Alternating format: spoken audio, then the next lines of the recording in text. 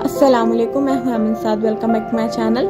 मुझे उम्मीद है आप सब लोग खैरियत से होंगे। आज मैं आप लोगों के साथ दो किस्म की कचौरियों की रेसिपी शेयर करूंगी। एक तो ये जो खस्ता होंगी जिसके अंदर फिलिंग होती है, और दूसरी मैं आगे जाके आपको बताऊंगी। इसको बनाना ज़्यादा मुश्किल नहीं है, आप इसे स्टेप बाय स्टेप फॉलो करेंगे जो जिस तरह मैं बता रही हूँ तो आप बहुत आसानी से इसको बना सकते हैं। जिसके लिए मैंने मैदा लिया है 1 कप, नमक आधी चाय का चमचा, मेल्टेड घी मतलब पिघला हुआ घी 2.5 खाने के चमचे, और बेकिंग सोडा बस 1 चुटकी।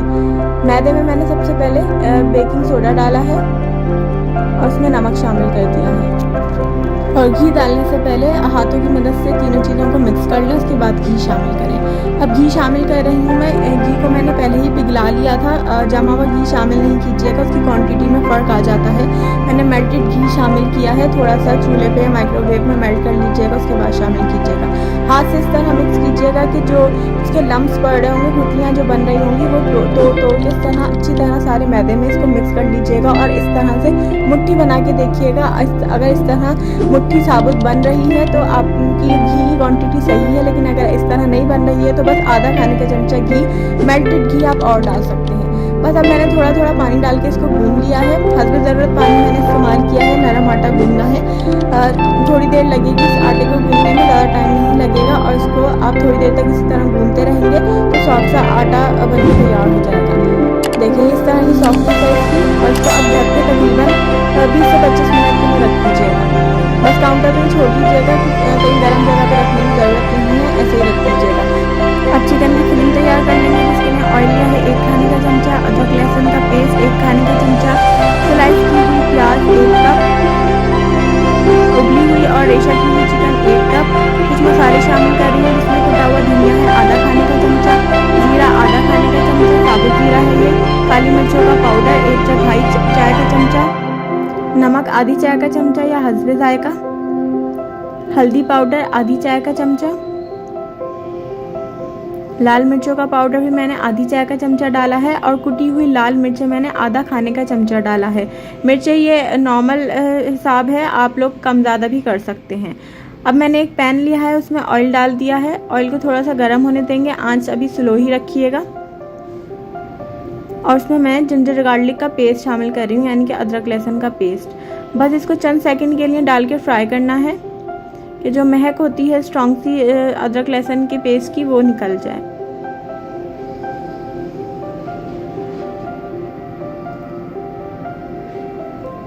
चंद सेकंड तक इसको फ्राई करने के बाद मैंने जो स्लाइस की हुई प्याज रखी थी वो भी डाल दी है। बारीक स्लाइस कीजिएगा, इसके मोटे मोटे स्लाइस नहीं कीजिएगा। और इसको बस मैं थोड़ी देर के लिए फ्राई करूँगी कि ये जो प्याज है सॉफ्ट हो जाए, ट्रांसलूसेंसी हो जाए। जब प्याज सॉफ्ट हो गई है तो अब मैं इसके अंदर मसाले शामिल कर रही हूँ जो मैंने आपको अभी बताए हैं। ज़ीरा साबुत शामिल किया था, और जो धनिया था वो मैंने मोटा मोटा कूट लिया था। चंद सेकंड के लिए मसालों को प्याज के साथ फ्राई कर लेंगे ताकि मसाले भी भुन जाएं। उसके बाद मैं इसके अंदर उबली की हुई और रेशा की हुई चिकन शामिल कर रही हूँ। मैंने इसके बहुत बारीक रेशे भी नहीं किए हैं और मोटी मोटी चिकन भी नहीं रखी है कि साबुत साबुत वो मुंह में आए, और इतना बारीक भी नहीं किया कि वो पता ही ना लगे। तो बस इसको मैंने नॉर्मल से रेशे किए थे, और इसको भी मैंने प्याज और मसालों के साथ भून लिया है। बस 1-2 मिनट के लिए ही भून लीजिएगा, काफ़ी होगा, और उसको ठंडा कर लीजिएगा। अब मैंने मैदा लिया है 1 खाने का चमचा, और घी 1.5 खाने का चमचा लिया है। मैंने घी जमा हुआ घी है, मतलब कि मेल्ट किया हुआ घी नहीं है, नॉर्मल टेम्परेचर पे जो होता है घी वही लिया है मैंने। और इन दोनों चीज़ों को मैंने इतनी देर तक मिक्स किया है कि ये ज़रा फ्लफी से हो जाए, मतलब पेस्ट स्मूथ पेस्ट बन जाए इसका। अब जो आटा हमने रखा था 15 से 20 मिनट के लिए, उसको भी मैंने निकाल लिया है। उसको बस मैं 1 मिनट के लिए इस तरह से नीट कर लूँगी। ज़्यादा देर तक अब इसको गूंदने की ज़रूरत नहीं है, और इसको एक लंबी शक्ल में मैं बना लूँगी, मतलब एक लॉग बना लूँगी इसका, ताकि मैं इसके पीसेस कर सकूँ। अब मैंने इस पेड़े को जो मैंने बड़ा सा बना लिया था, इसके 3 हिस्से किए हैं। कोशिश कीजिएगा कि इक्वल साइज़ हो तीनों पेड़ों का। अब इसके पेड़े बनाऊँगी और साइड में रखूँगी।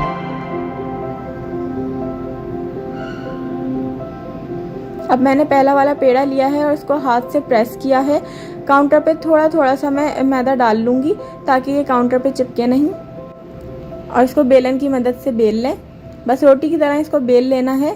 जितनी पतली हम रोटी रखते हैं उतना ही पतला होना चाहिए ये, और साइज़ भी तकरीबन रोटी के जितना ही है।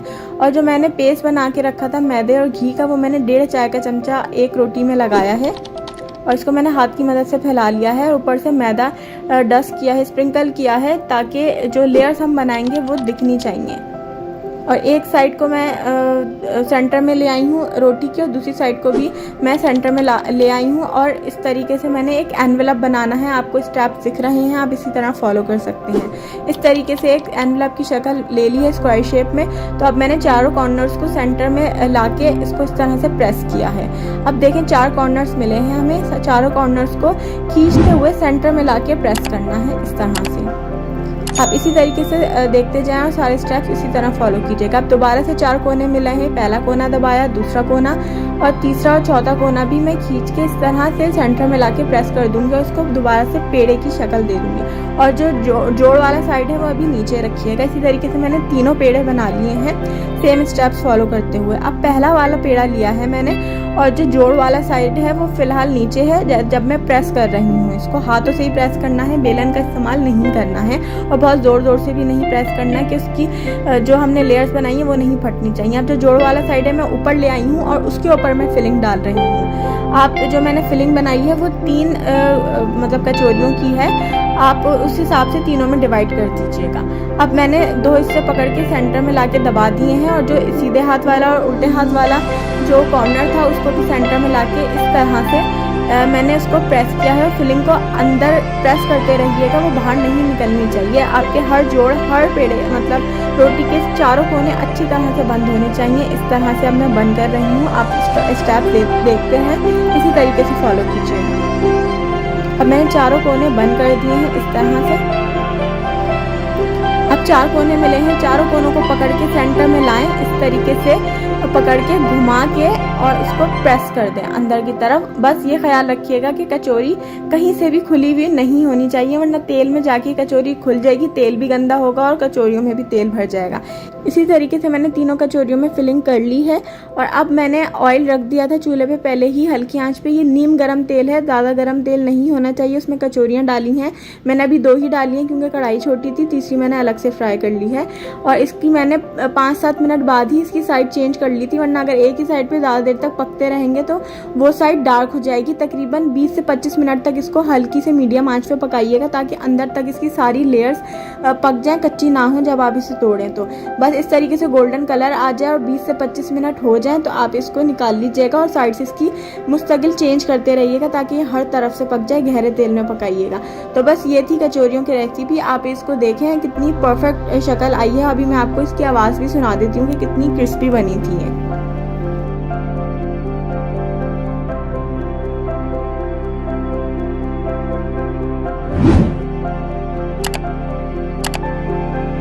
आप इन कचौरियों को रमज़ान में इफ्तार में भी बना के सर्व कर सकते हैं और ईद पे भी ट्राई कर सकते हैं। ये बहुत ही मज़ेदार बनती हैं। बाज़ार से कचौरियाँ लेना भूल जाएंगे और बाज़ार में तो हर चीज़ ही इतनी एक्सपेंसिव हो गई है। तो आप इसे घर पे बनाएं और अपनी फैमिली को सर्व करें। अगर आपको ये वीडियो पसंद आई है तो लाइक और शेयर करना ना भूलिएगा। तो चलें अब दूसरी कचौरियों की रेसिपी की तरफ चलते हैं, जो मैं आलू की तरकारी के साथ सर्व करूंगी। पाकिस्तान में और कराची में ये स्पेशली बहुत फेमस है। ये बहुत शौक से खाई जाती है और बहुत एक्सपेंसिव भी हो गई है। ये आप लोग इसे घर पे ही आसानी से घर की चीज़ों के साथ और कम खर्चे के साथ बना सकते हैं। मैंने इसमें एक पाव आलू लिए हैं और उसके पतले स्लाइसेस काट के उसके भी मज़ीद 3 हिस्से करके मैंने पैन में इस शक्ल में डाल दिए हैं और उसमें हस्ब ज़रूरत पानी डाला है। बस इतना पानी डाला है कि ये आलू अच्छी तरह गल जाएं।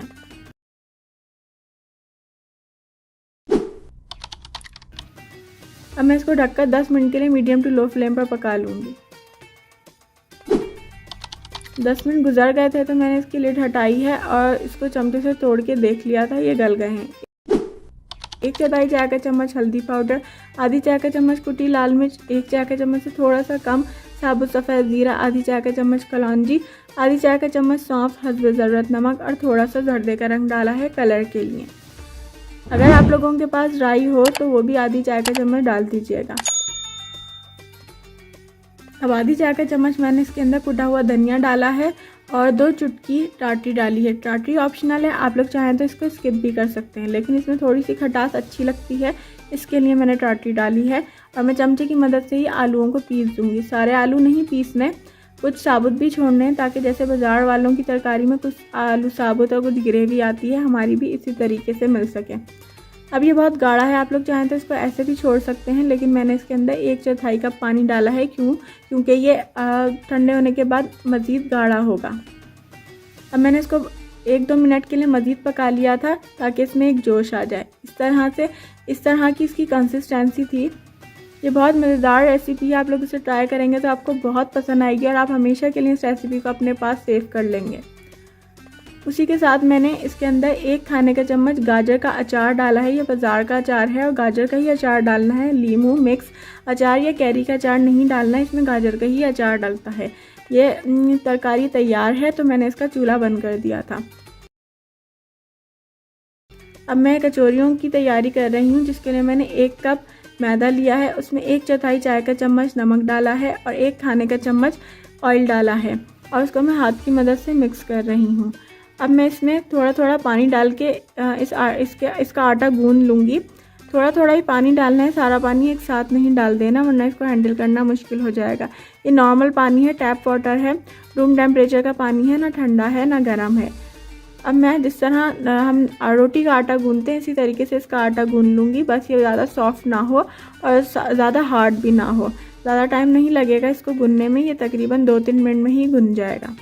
जब ये गुन जाएगा तो मैं इसको आधे घंटे के लिए रेस्ट दूंगी। आप लोगों के पास टाइम ना हो तब भी इसको 15 से 20 मिनट के लिए लाजमी रेस्ट दीजिएगा, वरना ये अच्छी नहीं बनेंगी।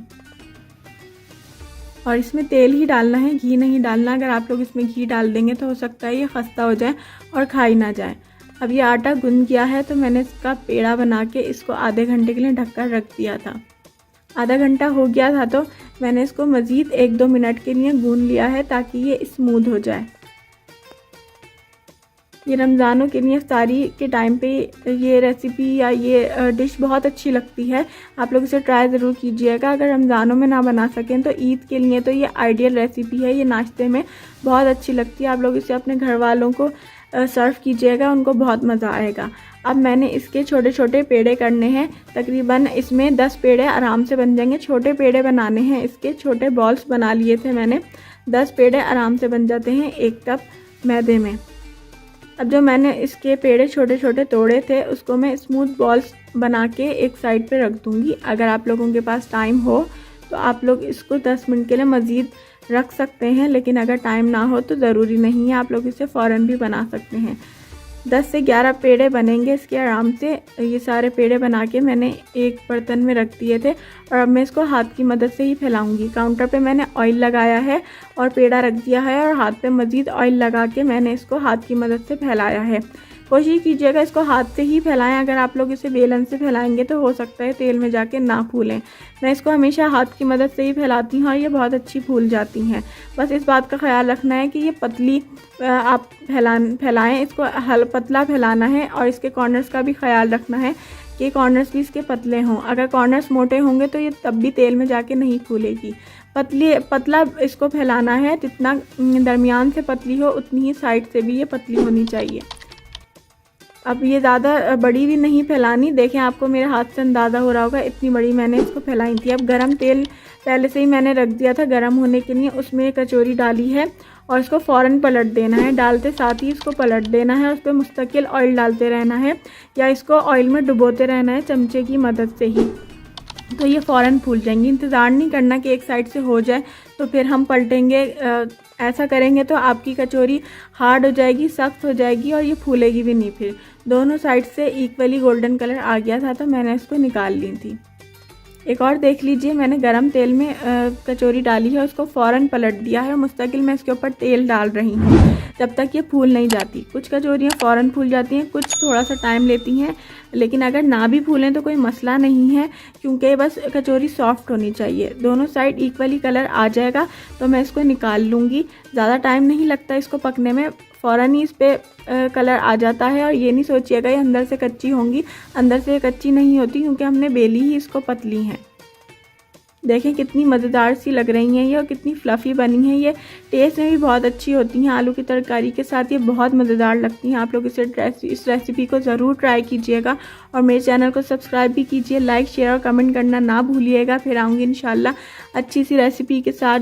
जब तक के लिए मुझे दुआओं में बहुत याद रखिएगा। अल्लाह हाफ़िज़।